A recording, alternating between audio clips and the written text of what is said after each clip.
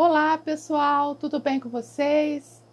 Para quem ainda não me conhece, meu nome é Fernanda Queiroga, sou especialista em Direito Administrativo e hoje vamos conversar um pouco sobre o equilíbrio econômico-financeiro na nova Lei de Licitações, né? A Lei 14.133 de 2021. A ideia do vídeo é mostrar para vocês como esse assunto foi tratado na nova lei, se houve alguma mudança ou não, ou seja, como a Lei 14.133 de 2021 tratou do tema equilíbrio econômico-financeiro. Então, sem mais delongas, vamos direto ao assunto. A nova Lei de Licitações, a Lei 14.133 de 2021, ela estabelece normas gerais sobre licitações e contratação para as administrações públicas diretas, autárquicas e fundacionais da União, dos Estados, do Distrito Federal e dos municípios.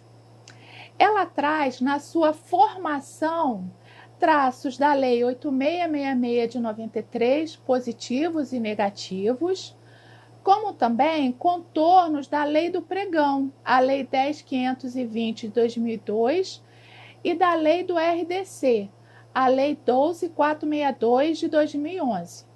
Ela traz também regulamentos federais, decisões do Tribunal de Contas da União. Alguns dizem que foi uma mistura não muito boa, comparando até um monstrinho. No congresso que eu participei essa semana, eles até trouxeram uma figura para mostrar essa mistura que a nova lei fez. Eu vou mostrar para vocês. Aí a gente vai ter a nova lei, né, a 14.133 de 2021. Aí nós temos as decisões do TCU, a Lei 13.303 de 2016, regulamentos, a Lei 10.520 de 2002 e a própria Lei de Licitações, a 8666. Mas acredito, gente, que só o tempo ele será capaz de nos mostrar os seus efeitos. Além disso, a Lei 14.133 de 2021, ela também possui informações novas. Então, pessoal, considerando que o foco dos nossos vídeos, basicamente, ele se refere a obras e serviços de engenharia, vamos falar de tais conceitos no âmbito da nova Lei de Licitações, tá? E como o equilíbrio econômico-financeiro ele foi tratado nessa nova lei de licitações, vamos falar um pouquinho de repactuação, de matriz de risco, claro, trazendo, quando possível, né, comparações com a Lei 8666 de 93. Por quê?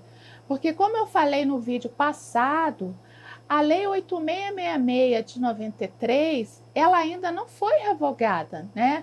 Nós temos a concomitância de dois regramentos, a nova lei, a 14.133 de 2021, e a antiga, né, a 8666 de 93, pelo prazo de 2 anos. O que observamos dessa nova lei de licitações? Bom, percebeu-se um texto excessivo, né? Ele trouxe heranças das legislações e jurisprudências firmadas. Alguns doutrinadores sustentam que a nova lei não é boa, né, como eu falei, mas há doutrinadores que salientam que criticar por criticar não é mais o momento. Por certo, a nova lei de licitações, ela traz novidades e coisas boas, como também, gente, equívocos. Por quê? Porque devido ao seu imenso texto em querer abranger tudo, ela acabou em demonstrar antíteses em suas próprias linhas. A Lei 14.133 de 2021, ela traz como conceito de obras, né, como sendo toda atividade estabelecida por força de lei como privativa das profissões de arquiteto e engenheiro, que implica a intervenção no meio ambiente por meio de um conjunto harmônico de ações que, agregadas, formam um todo que inova o espaço físico da natureza ou acarreta alteração substancial das características originais do bem imóvel. A Lei 8666 de 93, ela conceitua a obra como toda construção, reforma, fabricação, recuperação ou ampliação realizada por execução direta ou indireta.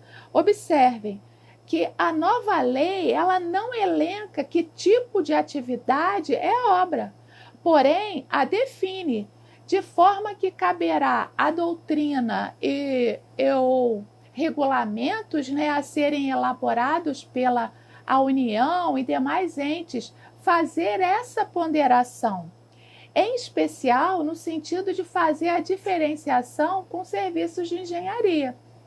Assim, a atividade que não for enquadrada como obra e destinada a obter determinada utilidade intelectual ou material de interesse para a administração será serviço de engenharia.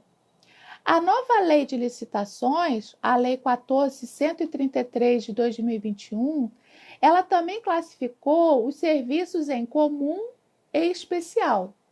Os serviços comuns seriam aqueles que têm por objeto ações objetivamente padronizáveis em termos de desempenho e qualidade, manutenção, de adequação e de adaptação de bens móveis e imóveis, com preservação das características originais dos bens. Já os serviços classificados como especiais, eles seriam aqueles por sua alta, diversidade ou complexidade, né? Não pode se enquadrar na definição de serviço comum. Essa classificação, ela já é considerada um equívoco. Por quê? Porque o oposto de comum seria raro. E o oposto de simples seria complexo, certo? Para o doutrinador, né, Gessé Torres Pereira Júnior, em aproximação inicial do tema, pareceu que comum também insinuava simplicidade. Percebe-se a seguir que não. O objeto ele pode portar complexidade técnica e ainda assim ser comum, no sentido de que essa técnica é perfeitamente conhecida, dominada e oferecida pelo mercado. Ou seja, há o entendimento de que o legislador ele teve dificuldade em estabelecer essa diferenciação. Na nova Lei de Licitações, observamos que as obras de grande vulto, elas ganharam especial atenção, tendo em vista que será considerada obras de grande vulto a obra ou serviço de engenharia cujo valor estimado ele supera 200 milhões de reais. Interessante. Nesse tipo de obras, obrigatoriamente deverá ser contemplada a matriz de alocação de riscos entre contratante e contratado. Parecido, gente, com as obras licitadas pelos regimes de contratação integrada e semi-integrada. E mais, os editais de obras de grande vulto, eles deverão, ou seja, é uma ordem, tem que conter isso, né? Eles deverão prever a obrigatoriedade de implantação do programa de integridade pelo licitante vencedor, no prazo de 6 meses contado da celebração do contrato.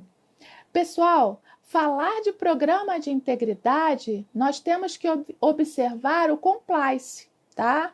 No Brasil, o compliance, que significa estar em conformidade, tá ok?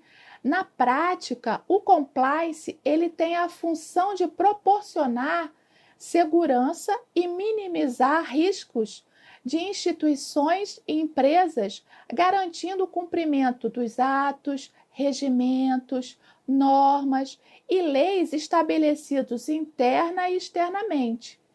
Então, o compliance passou a ser compreendido como integridade, especialmente, gente, após a edição da Lei Anticorrupção, a Lei 12.846 de 2013, que previu mecanismos e procedimentos internos de integridade, auditoria, incentivo à denúncia de irregularidades e aplicação efetiva de códigos de ética e de conduta no âmbito da pessoa jurídica. Há autores, dentre eles Wagner Giovanni, que defendem que a integridade ela seria um conceito mais amplo que compliance. Por quê?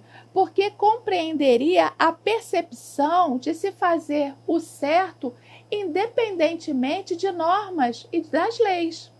Segundo esse autor, se deve interpretar a integridade não apenas no cumprimento de normas internas, mas também na observância de regras éticas nas relações pessoais e comerciais com terceiros.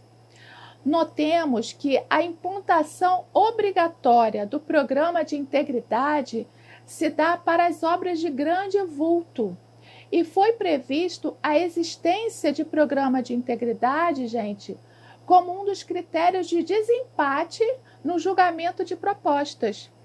Detalhe: a existência de programa de integridade é tão importante até para a aplicação de sanções.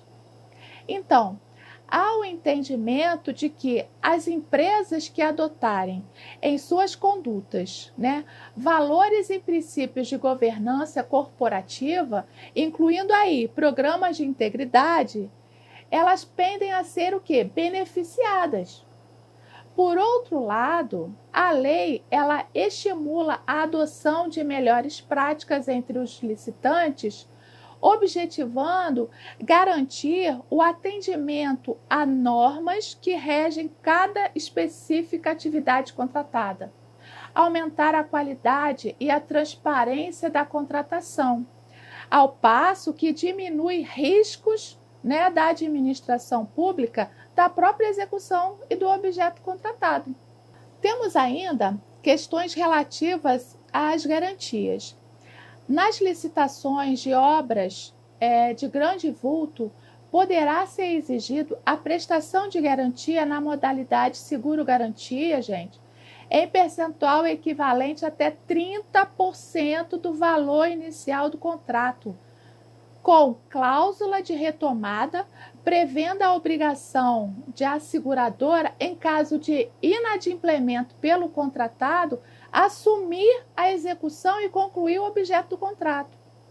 Lembrando, pessoal, que a Lei 8666 de 93, ela prevê a possibilidade de seguro-garantia de até 10% do valor dos contratos de grande vulto, porém sem obrigatoriedade, diferente da nova lei que é obrigatório, Temos que falar também do Building Information Modeling. O que é isso? É o BIM, Ou em português, modelagem da informação da construção. O BIM é uma revolução e tende a mudar substancialmente a contratação de projetos e obras na administração pública.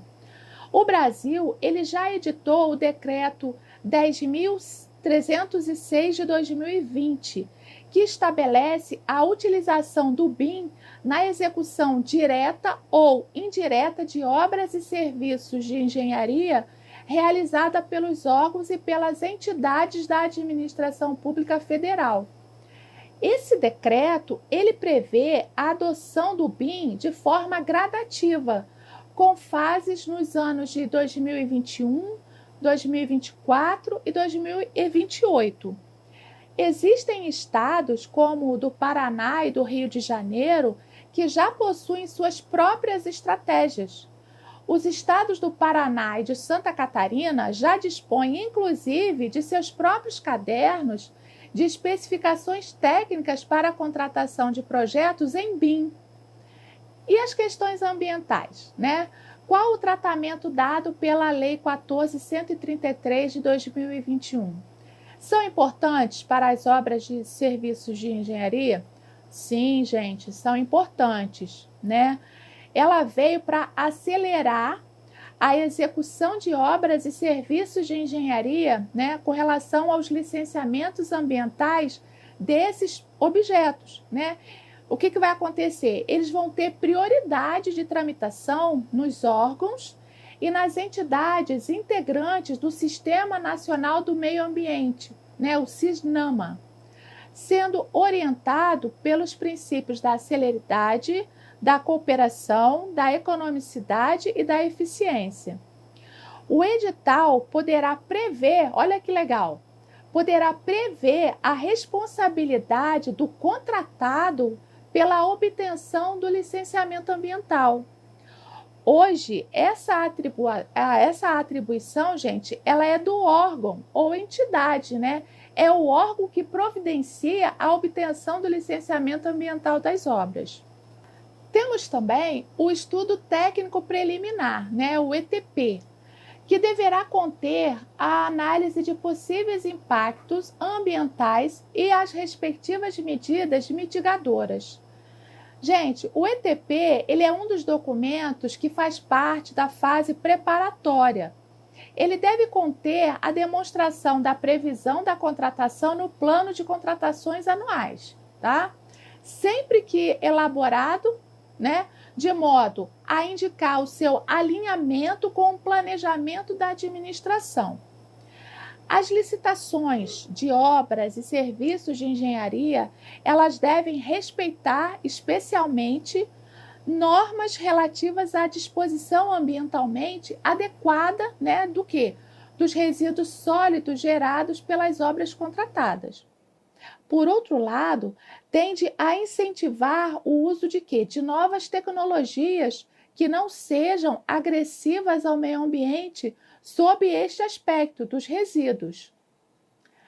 Então, após essa brevíssima exposição, né, como é que a Lei 14.133, né, ela abordou o equilíbrio econômico financeiro? Bom, antes de mais nada, né, a gente tem que saber o que é equilíbrio econômico financeiro mesmo, né? Objetivamente falando, o equilíbrio econômico financeiro do contrato administrativo, ele equivale à relação entre o ônus e o bônus assumidos pelo contratado em face da administração ao assinar determinado instrumento, o contrato.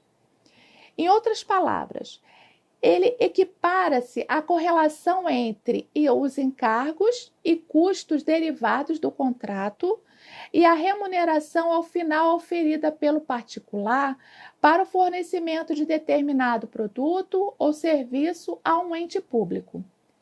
Então, sempre que essa relação ela for abalada e descompassada, né, pela ocorrência das hipóteses descritas na alínea D do inciso 2 do artigo 124 da Lei 14.133 de 2021, as partes elas farão jus à alteração do contrato para o restabelecimento do equilíbrio, né, desde que constatada as circunstâncias. Na Lei 8.666 de 93, as hipóteses estão elencadas na alínea D do inciso 2 do artigo 65. Beleza? E qual é o momento da relação econômica financeira inicial do contrato, né? Quando que se forma? Situação, gente, crucial que a gente verifique é o momento em que o equilíbrio econômico financeiro da relação contratual é firmado e quais os parâmetros que devem ser observados para a apuração de eventual direito ao seu restabelecimento. Pois bem, Os contratos administrativos, eles são originados, lógico, dos processos licitatórios, né?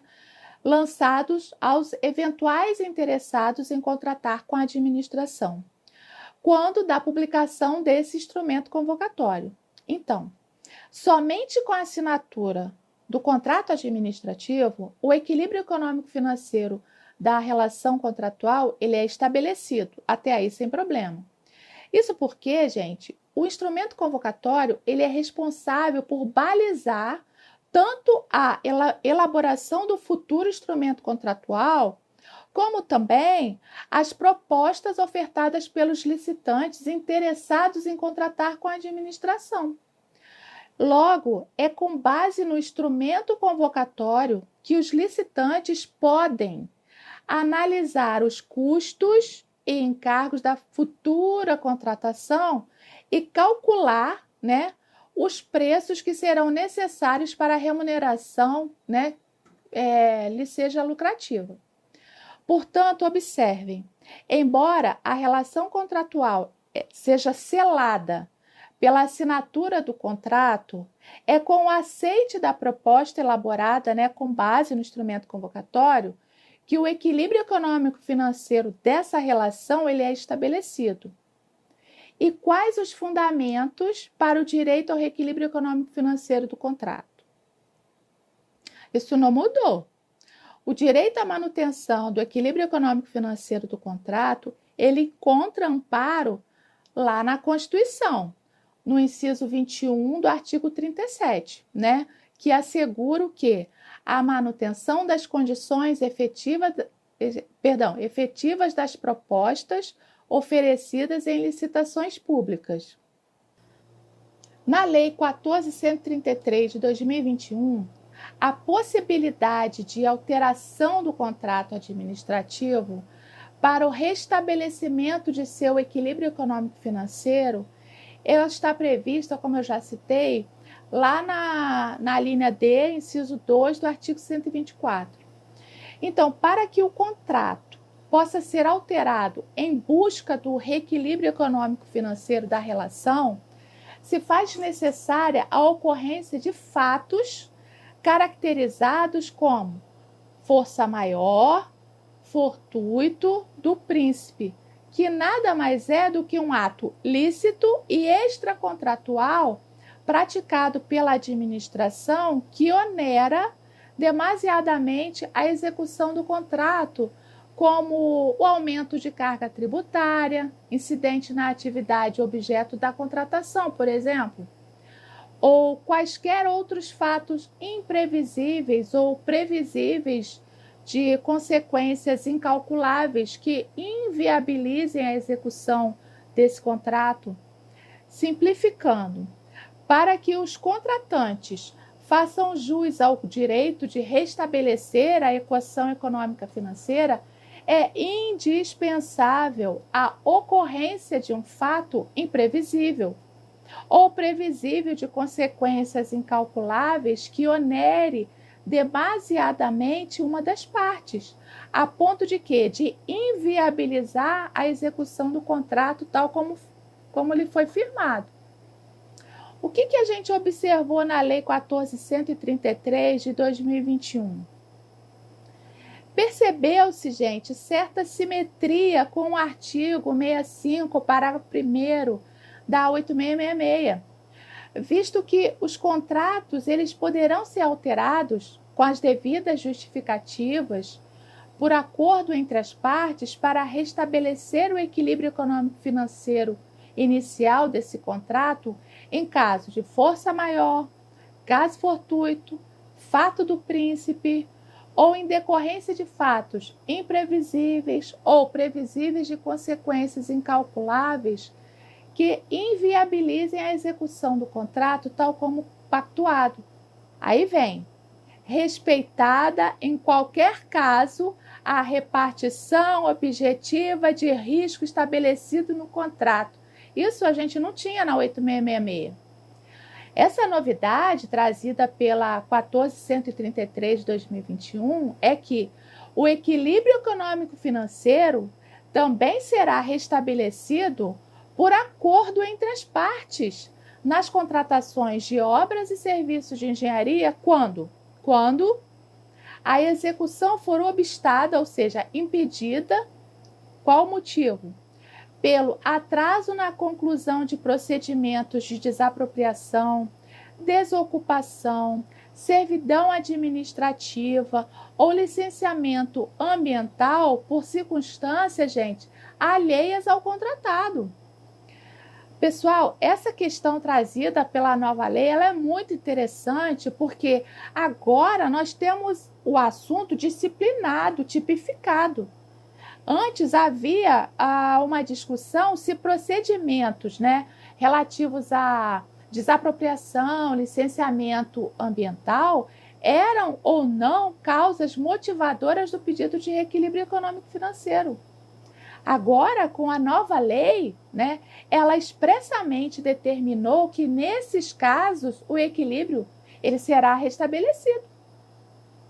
A Lei 14.133 de 2021, ela prevê também a possibilidade de se exigir ressarcimento, olha de quem? Do responsável técnico que, por falhas no projeto, ele tenha causado danos e ensejado alterações de contratos de obras e serviços de engenharia.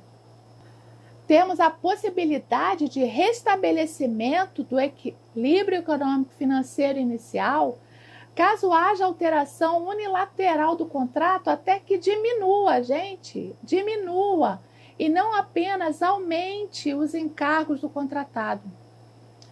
Ressalta-se que a administração, ela deverá, então, nesse caso, restabelecer o equilíbrio econômico-financeiro no mesmo termo aditivo referente à alteração unilateral do contrato. Olha que interessante, A Lei 14.133 de 2021, em seu artigo 130, ela revela que a alteração unilateral dos encargos do particular enseja o reequilíbrio econômico-financeiro do contrato mediante a formação de termo aditivo. E por que é importante? Gente, a importância desse dispositivo, que reproduz o parágrafo 6º do artigo 65, está em quê? Está em garantir o reequilíbrio do contrato administrativo de forma concomitante à alteração implementada pela administração, impedindo que o ajuste dessa remuneração do particular, em patamar adequado, com o acréscimo de seus encargos, ele seja adiado para um segundo momento. Temos também a alteração bilateral, com redação semelhante ao inciso 2 do artigo 65 da 8666, na nova Lei de Licitações, a 14.133 de 2021, consta no artigo 124, inciso 2, que cuida dessas hipóteses de alteração bilateral, em que a modificação do contrato, ela vai exigir, bilateral é isso, um acordo entre as partes, como a substituição da garantia de execução, modificação do regime de execução ou modo de fornecimento, alteração da forma de pagamento e recomposição do equilíbrio econômico inicial do contrato. Pessoal, acerca da alteração bilateral, cabe aqui o alerta de Marçal Justen Filho, para quem a alteração por acordo das partes envolve tanto hipótese de modificação facultativa como de modificação obrigatória. Há casos em que qualquer das partes tem a faculdade de recusar essa modificação. Porém, há outros em que a modificação ela se impõe, mesmo que uma das partes não a julgue desejável. As hipóteses contidas nas diversas alíneas, então, elas são heterogêneas. Desse modo, haverá situações em que a alteração bilateral será imperativa, que seu conteúdo deva ser definido em comum acordo entre as partes. Então, É possível destacarmos 4 situações. A primeira se refere à substituição da garantia. Ela será dirimida por acordo entre as partes. A segunda, relativa à modificação do regime, essa alteração, ela traz repercussões, gente, substanciais nas condições contratadas, inclusive no tocante à forma de remuneração do particular. O mesmo se fale da terceira situação, que alude à modificação da forma de pagamento, que se encontra protegida pela intangibilidade das cláusulas econômicas e financeiras do contrato. Então, nas hipóteses, na segunda e na terceira, há o entendimento de que o contratado ele não pode ser obrigado a continuar na execução do contrato em condições adversas, podendo optar por não formalizar o aditamento. A quarta hipótese, ela aponta a alteração bilateral para a recomposição do equilíbrio econômico-financeiro do contrato.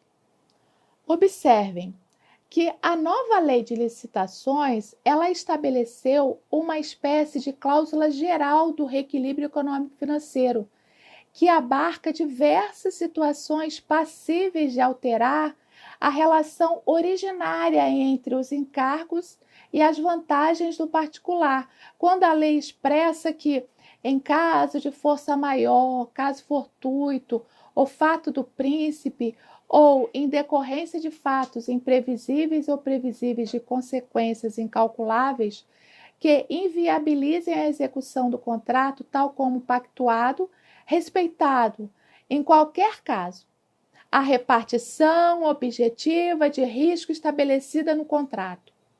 Significa dizer que para que o particular ele possa exigir a formalização de termo aditivo para a recomposição do equilíbrio econômico-financeiro desse contrato, o particular ele deverá demonstrar a ocorrência de uma situação superveniente imprevisível ou previsível, porém de consequências incalculáveis, que inviabilize o cumprimento das condições originalmente contratadas. Essa situação poderá ser resultante de força maior, caso fortuito, fato do príncipe, ou outra circunstância, gente, alheia à sua esfera de responsabilidade, que retrate a chamada área econômica extraordinária e extracontratual. Olha ela aí, gente, a nossa área extraordinária.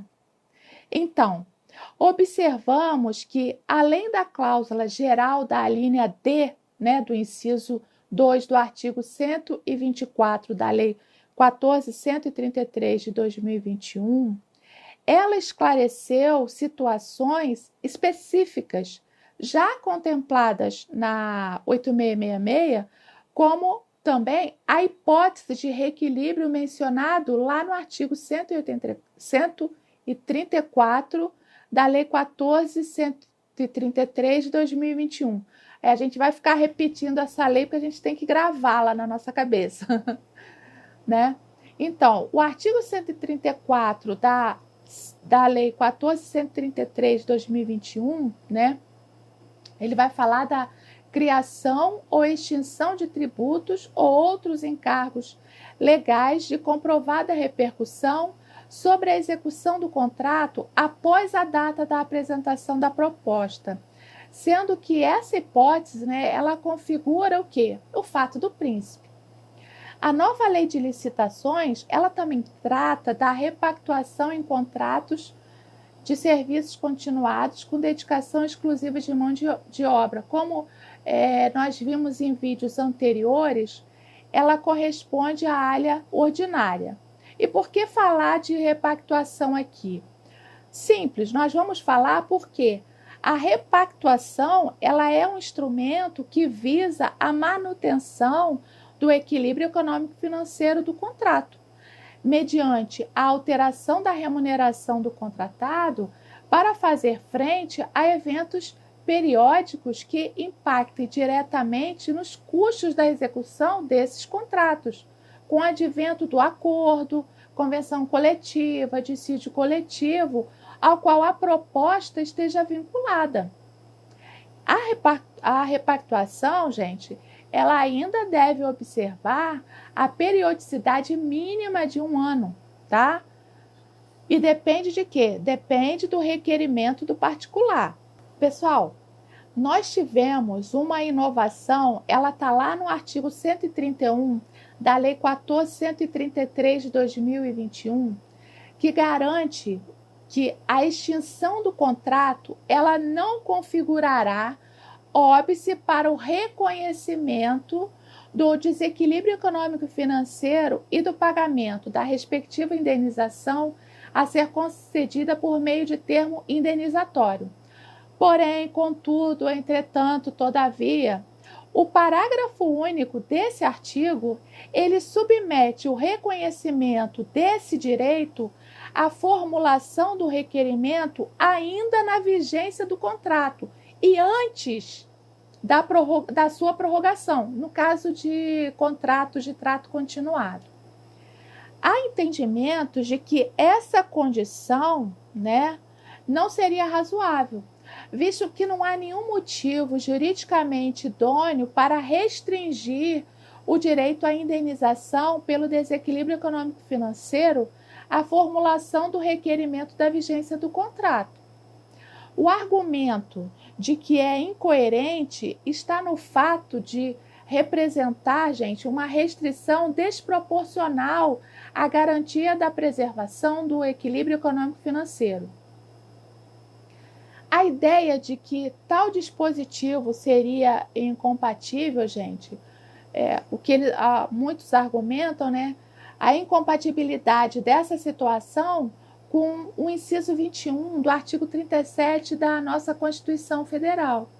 Entretanto, temos que essa situação descrita no parágrafo único, que determina a obrigatoriedade da formalização do pedido de reequilíbrio do contrato em período anterior ao término da vigência contratual e de eventual prorrogação, ele acabou, gente, incorporando o entendimento de que é possível a preclusão lógica do direito ao reequilíbrio econômico-financeiro.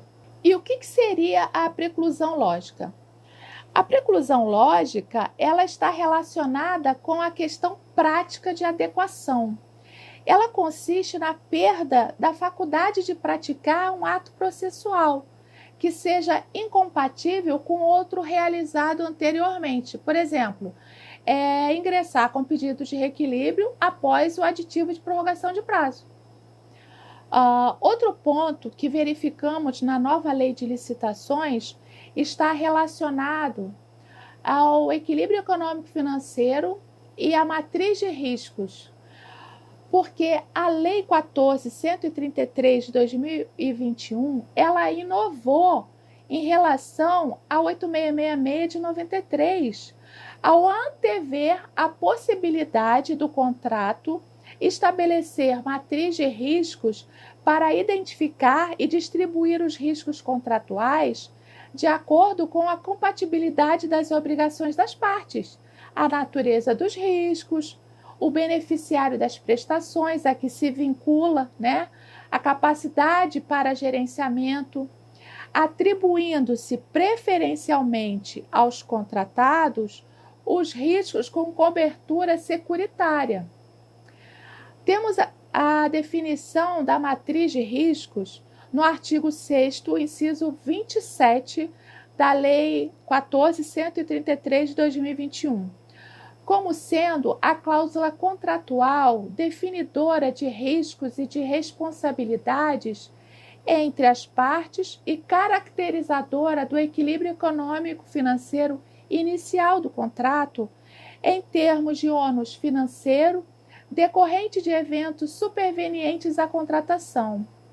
Verificamos, gente, que foi repetido o disposto no inciso 10 do artigo 42 da Lei 13.303 de 2016, a Lei das Estatais. A nova Lei de Licitações, ela trouxe informações que necessariamente obrigatoriamente, né, deve ser contemplado na matriz de risco. A listagem de possíveis eventos supervenientes à assinatura do contrato que possam causar impacto em seu equilíbrio econômico-financeiro e a previsão de eventual necessidade de prolação de termo aditivo por ocasião de sua ocorrência.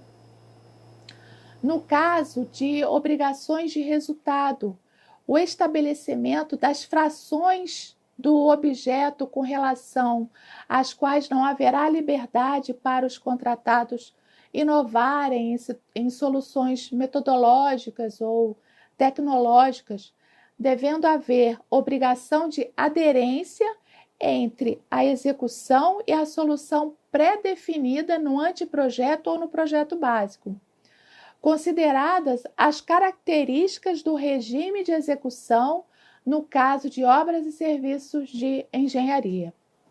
Um adendo, gente.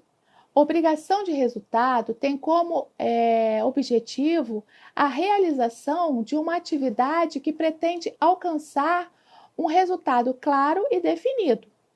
Como exemplo de obrigação de resultado, podemos citar a contratação de um empreiteiro para a realização e entrega de obra certa e finalizada.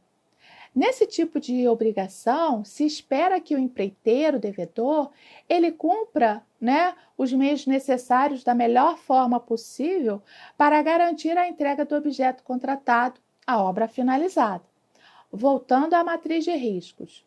Pessoal, a matriz de riscos, quando estipulada contratualmente, já deverá estar prevista no edital da licitação e ser considerada no cálculo do valor estimado da contratação, conforme regra disposta lá no artigo 22 da Lei 14.133 de 2021. Esse dispositivo também, ele regulamenta muitas vezes, a matriz de riscos, estabelecendo que a matriz de riscos deve promover a alocação eficiente dos riscos de cada contrato e estabelecer a responsabilidade que caiba a cada parte contratante, bem como os mecanismos que afastem a ocorrência de sinistro e mitiguem os seus efeitos, caso ocorra durante a execução contratual. Interessante notar que, segundo o parágrafo 5º do artigo 103, da nova lei de licitações, o equilíbrio econômico-financeiro do contrato ele deve ser mantido sempre que atendidas as condições do contrato e da matriz de riscos, renunciando as partes aos pedidos de restabelecimento do equilíbrio relacionado, aos riscos ali assumidos na matriz. Ou seja, trata-se de renúncia aos pedidos de equilíbrio vinculados, aos riscos apresentados naquela matriz. Temos também a exceção exposta lá no artigo em relação às alterações unilaterais. Nós falamos das bilaterais, em relação às alterações unilaterais promovidas pela administração pública e o aumento ou redução superveniente de tributos diretos, cuja responsabilidade naturalmente permanece atribuída à administração pública. Nesse ponto, eu peço licença e cito a obra de Joel de Menezes Niebuhr, onde se colhe importante trecho, acerca da relação entre matriz de riscos e equilíbrio econômico-financeiro do contrato. Segundo este doutrinador, distribuindo os riscos entre as partes, a matriz de risco ela estabelece as regras que definem o equilíbrio econômico-financeiro. Em termos práticos, se um dado potencial evento ele for qualificado como risco e atribuído ao contratado, ocorrendo tal evento, o contratado ele não faz jus ao aditivo contratual para o reequilíbrio desse contrato. Por que ele não faz jus? Porque tal evento, na balança do contrato, né, lá na matriz, foi atribuído a ele. Então, ocorrendo o evento, o termo aditivo não tem lugar. Por quê? Porque, se feito, o ônus passaria para a administração e a outra parte. Aí o que vai acontecer? Você desfaz o equilíbrio econômico-financeiro, né, formado na matriz de risco. Noutra hipótese, se o risco desse evento ele for atribuído à administração, né, nessa hipótese, ele vai onerar quem? O contratado. Então, ele vai fazer jus ao aditivo contratual para compensar, né, tais ônus. Haja vista, gente, que a nova lei de licitações, o desenho do equilíbrio econômico-financeiro, ele está configurado pela matriz de risco. E, desse modo, o ônus financeiro, né, respectivo, ele iria competir a quem? A administração. Então, pela sistemática observada no artigo 103 e dos demais dispositivos da Lei 14.133 de 2021, a matriz de riscos, ela emerge como um verdadeiro preceito, gente, definidor do equilíbrio econômico-financeiro e regulamentador de sua recomposição. Lembrando, a matriz de risco, ela é obrigatória quando a contratação se referir a obras e serviços de grande vulto ou quando forem adotados os regimes de contratação integrada e semi-integrada. Eu trouxe para vocês um modelo de matriz de riscos. Vou tentar mostrar para vocês. Aqui, ó. Eu acho que dá para ver. Dá. Então, essa minha matriz de riscos, eu vou ter elencado aqui, né? Aqui eu tenho o risco, aqui eu tenho a definição. Aqui, teoricamente, seria uma matriz de riscos. Seria dessa forma, mais ou menos. Aqui a mitigação.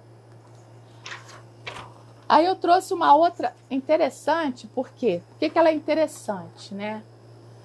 Porque aqui, onde eu destaquei, nessa matriz aqui, eu tenho estipulado um determinado risco, onde, caso ocorra, a administração ela tem que efetuar o equilíbrio econômico-financeiro, tá? É claro que nesse caso aqui, eu não estou falando ainda com o advento da nova lei, mas mais ou menos a gente vai seguir esse modelinho.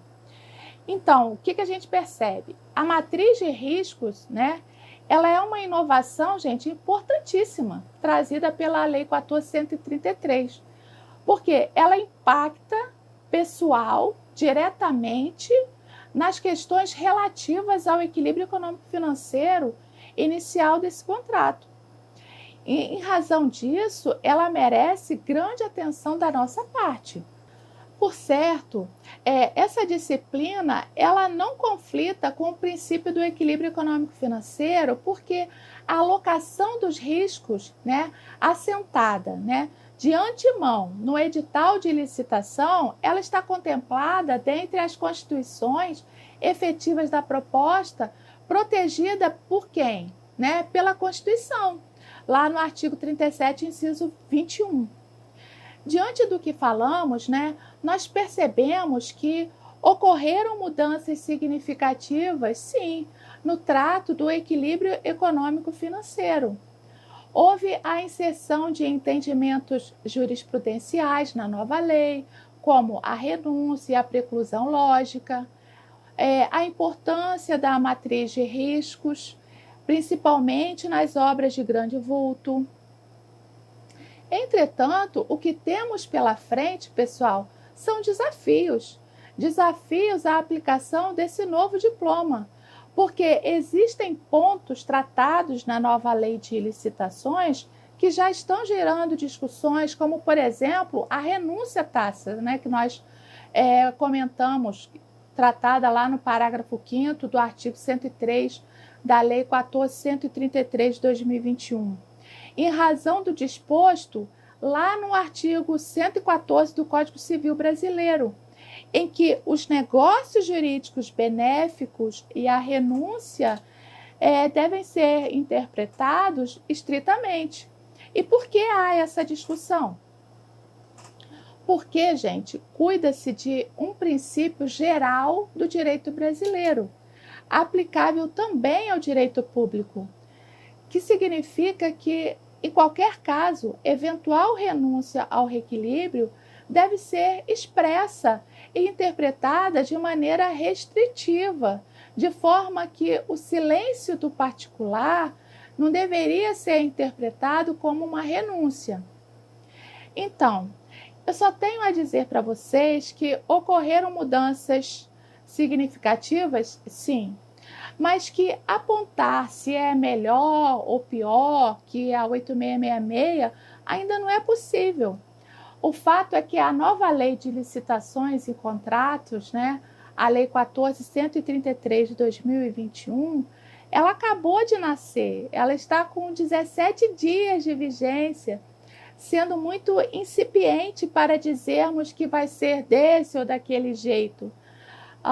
Podemos observar, que os requisitos para a concessão do reequilíbrio econômico-financeiro da nova lei de licitações, eles se assemelham, e por que não dizer, eles repetem alguns dos requisitos da 8666, mas que há pontos na nova lei de licitações que trouxeram certa luz no fim do túnel, como a necessidade de reequilíbrio nos casos de desapropriação e licenciamento ambiental. Então, vamos dar uma chance para a nova lei, mostrar o que veio. Não desanimemos, apesar desse suposto patinho feio, quem sabe, a partir dos contratos celebrados pela nova lei de licitações, dos pedidos de reequilíbrio, do posicionamento da doutrina sobre o assunto e dos entendimentos jurisprudenciais, ela se mostrará no final um belo cisne, não é verdade? Então, pessoal, por hoje é só. Obrigada a todas pela atenção. Até o nosso próximo vídeo. E se vocês tiverem alguma dúvida, deixa aqui nos comentários que eu vou tentar responder o mais rápido possível. Deus abençoe a todos e, como eu sempre digo, que a justiça corra como as águas e o direito como um riacho perene.